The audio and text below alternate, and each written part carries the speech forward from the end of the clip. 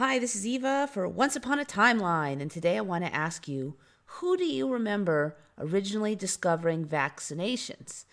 I don't know if you remember the story, but it goes a little bit like this, that famous guy noticed that people who got cowpox did not get smallpox or did not get very sick from smallpox.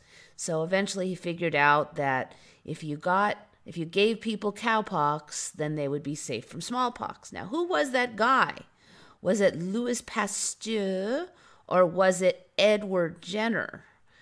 Okay, I remember Pasteur, but I've never heard of this guy, Edward Jenner. But apparently, Edward Jenner is the answer.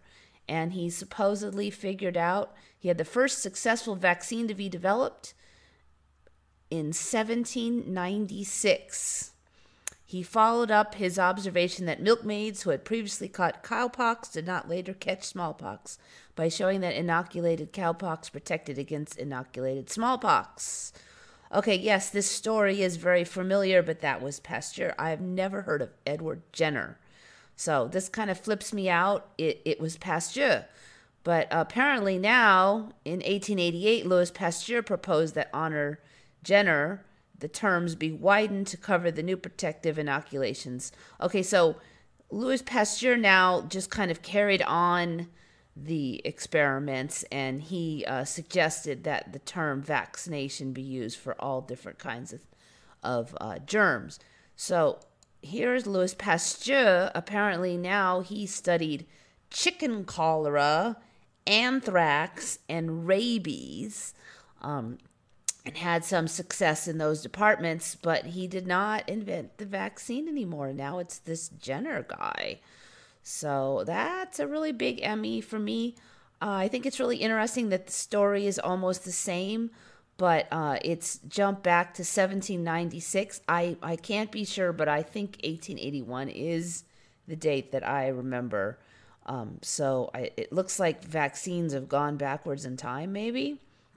Also, now there's a whole bunch of information of other countries having done vaccines. So even this Jenner guy didn't really invent them. I mean, there's this whole big storyline about how they did it in Africa and China. The first clear reference to smallpox inoculation was made by the Chinese author Wan Chuan, 1499 to 1582. Published in 1549. Inoculations for smallpox does not appear to have been widespread in China until the reign of the era Longqi Emperor, 1567 to 1572, during the Ming Dynasty. In China, powdered smallpox scabs were blown up the noses of the healthy. Ew.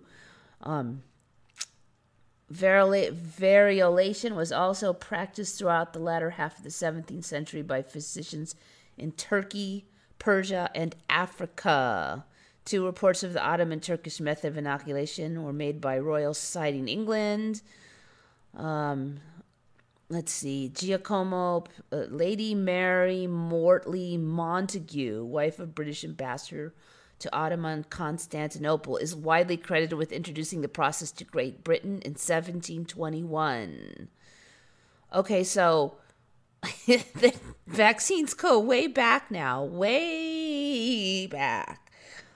This first one, 1796, by Edward Jenner, is not even one of the earliest ones. So this is crazy.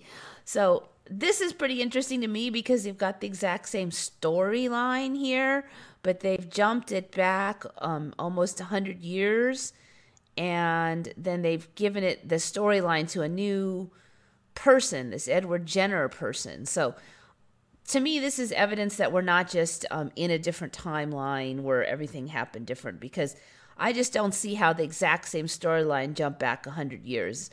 They're reusing these storylines or something. I don't know what's going on. I mean, I don't pretend to really understand it, but it's stuff like this that makes me think that this is just not a simple case of us being in a whole separate timeline and that it was always like this here. It's just too much of a coincidence that the same story is used.